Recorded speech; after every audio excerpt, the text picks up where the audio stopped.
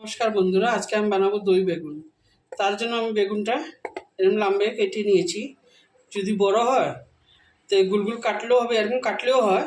এখন দেখুন কি কি দিই আমি। এখানে একটু গোলমরিচ দিয়ে দেবো, একটু নুন দিয়ে দেবো,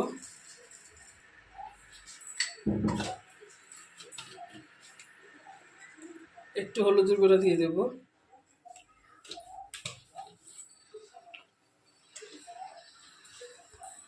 লঙ্কা গুঁড়ো দিয়ে দিচ্ছি, দিয়ে ভালো মতো মেখে নেব। এদিকে তেলটা গরম বসিয়ে দিয়েছি, আর বেগুনগুলো এক একটা করে দিয়ে দেবো।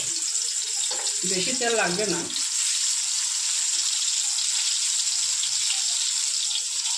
গুলগুল দিলে ভালো হয়, এখন লাম্বাও দিলে কিছু হবে না। বেগুনটা বেশি মোটা না, তার জন্য আমি লাম্বাই দিয়ে দিই।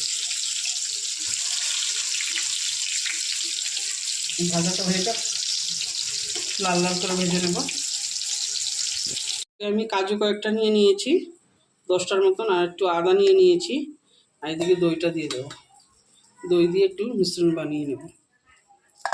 ঝালের জন্য লঙ্কার গুঁড়োটাও দিয়ে দিলাম, বেশি দেবো না, আর জিরা গুঁড়ো দিয়ে দিলাম, দিয়ে একটা মিহি পেস্ট করে নেব।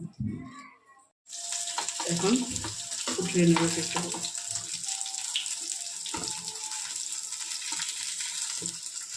রয়েছে বেগুনগুলো, এটা দিয়ে দেবো। এই দেখুন বন্ধুরা, সব বেগুনগুলো ভেজে একটা থালে বা এরকম কোনো কিছুর মধ্যে রেখে দেবেন। এটার মধ্যে গ্রেভিটা বানিয়ে দিয়ে দেব। তার জন্য কড়াইটা আবার বসিয়ে দিয়েছি। তেল ছিল, ওই তেলটা নিয়েছি, আর একটু তেল দিয়েছি। তেলটা গরম হয়ে যাক, তারপরে দেখাচ্ছি। তেলটা গরম হয়ে গেছে বন্ধুরা। এখন আমি এই যে গ্রেভিটা যে করেছিলাম, দই, কাজু বাদাম আর লঙ্কার গুঁড়া এসব দিয়ে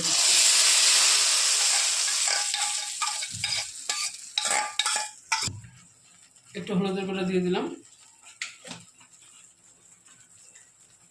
নুন পরিমাণ মতন দিয়ে দেব। ভাজার মধ্যে তো নুন দিয়েছি, তার জন্য একটু বেশি দেবো না। দিয়ে ভালো মতো কষিয়ে নেব একটু।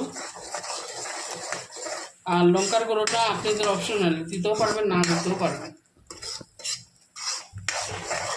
ভালো মতো কষিয়ে নেব। দিয়ে দিচ্ছি, দিয়ে আমার মতো নাড়তে হবে, কেন কাজু বাদাম কড়াই নিচে লেগে যাবে।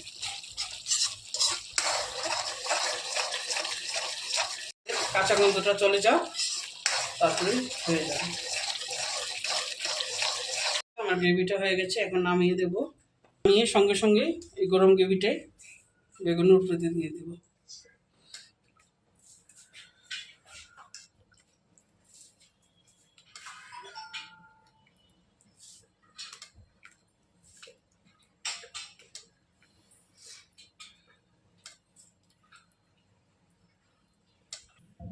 এই দেখেন সব গ্রেভিটা দিয়ে দিয়েছি। আপনাদের যদি পছন্দ লাগে তাহলে ধনিয়া দেবেন, না দিলেও কিছু হবে না। ধনিয়া দিয়ে